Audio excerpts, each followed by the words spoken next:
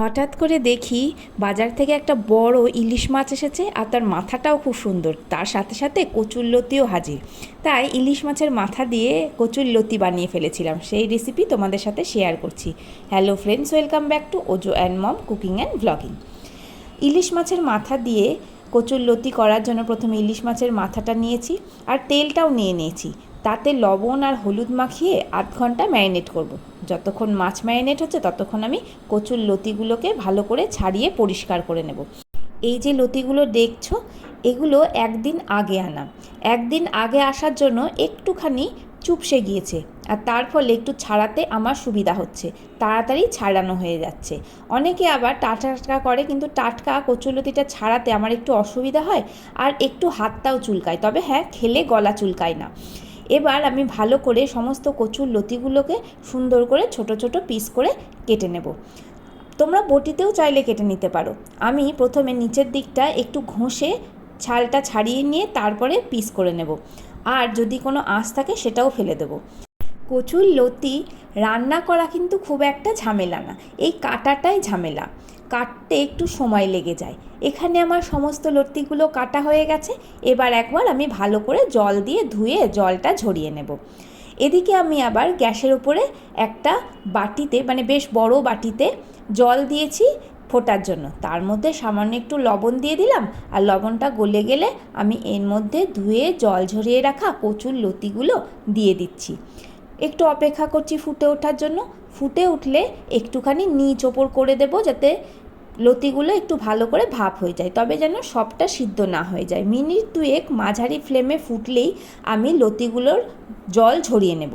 ভালো করে জল ঝরিয়ে নিয়ে কচুর লতিগুলো সাইডে রেখে এবার আমি কড়াইয়ে তেল গরম করব, সর্ষের তেল।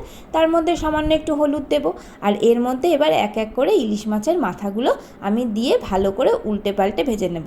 ছিটকাতে পারে, সেই জন্য একটুখানি ঢেকে দেব। আচ্ছা বন্ধুরা, এখানে আমার একটুখানি মোবাইলে ডিস্টার্ব হয়েছিল, সেই জন্য একটু রঙটা এদিক ওদিক এসেছে, মানে হলুদ ভাবটা নেই, একটুখানি ডিস্টার্ব হয়ে গেছে এখানে। প্রথমটা আমি খেয়াল করিনি, অনেক পরে খেয়াল করলাম। যাই হোক, সেই জন্য একটু ক্ষমা প্রার্থী, একটু ক্ষমা করে দিও। আর এই দেখো, আমার এখানে সমস্ত মাছের মাথাগুলো ভাজা হয়ে গেছে। এবার ওই তেলের মধ্যেই আমি দুটো তেজপাতা আর সামান্য কালো জিরে ফোড়ন দিলাম। তোমরা চাইলে শুকনো লঙ্কা ফোড়ন দিতে পারো। আমি এখানে 3টে কাঁচা লঙ্কা হাত দিয়ে ফাটিয়ে ফোড়ন দিয়ে দিলাম। তারপরে একটু নেড়ে চেড়ে দিলাম, একটু ঢেকে দিয়েছিলাম যাতে লঙ্কাটা ফেটে না ওঠে।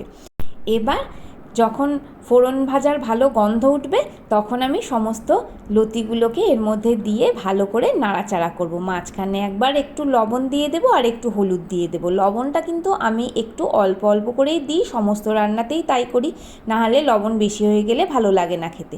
এবার ভালো করে নাড়াচাড়া করে ঢেকে ঢেকে রান্না করব। মাঝে মধ্যে ঢাকনাটা তুলে একটু নাড়াচাড়া করে দেবো, আবার ঢেকে দেবো, তাহলে কি হবে, তাড়াতাড়ি সিদ্ধ হয়ে যাবে। এরপরে এতে সামান্য একটুখানি চিনি আর 1 চা চামচ মতো আমি জিরে বাটা দিয়ে দিচ্ছি, আর তার সঙ্গে খুব সামান্য পরিমাণে 1/4 চা চামচ মতো লঙ্কা বাটা দিয়ে ভালো করে এবার ভাজতে থাকবো।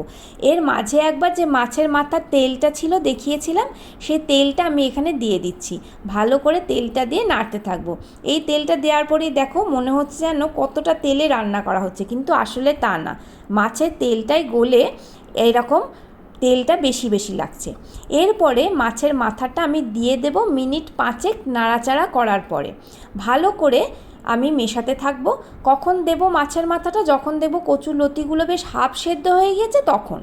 এরপরে শুধু নাড়ানো আর ভাজাটাই কাজ। কতক্ষণ ভাজবো, যতক্ষণ না অবধি এই কচুর লতিটা ভালো করে কষে তার থেকে তেল বেরিয়ে না আসে।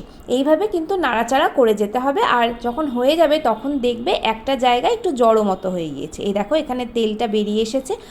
অনেকে আবার কিন্তু কচুর লতিটা এইভাবে না গলিয়ে ফেলে একটু শক্ত শক্ত ডাঁটো ডাঁটো খায়। সেই রকম রান্নাটা আমার সাধারণত নারকেল দিয়ে বা রসুন ফোড়ন দিয়ে খেতে ভালো লাগে। মাছের মাথা দিয়ে কিন্তু এই রকমই একটু রান্নাটা ভালো লাগে। আর এই দেখো, পরে আমি মোবাইলটা ঠিক করে নিয়েছি বলে রঙটা কত সুন্দর এসেছে। রান্নার রঙটা কিন্তু সত্যি এরকমই আসে। যদি ভালো লাগে ভিডিও, অবশ্যই একটা লাইক করো, শেয়ার করো, কমেন্ট করো। ইউটিউব বন্ধুরা সাবস্ক্রাইব করো, আর ফেসবুক বন্ধুরা আমার পেজটাকে প্লিজ ফলো করো। আর এতক্ষণ ধরে তোমরা যে ভিডিও দেখলে তার জন্য জানাই অসংখ্য ধন্যবাদ। অবশ্যই একবার গরম ভাতে ট্রাই করো।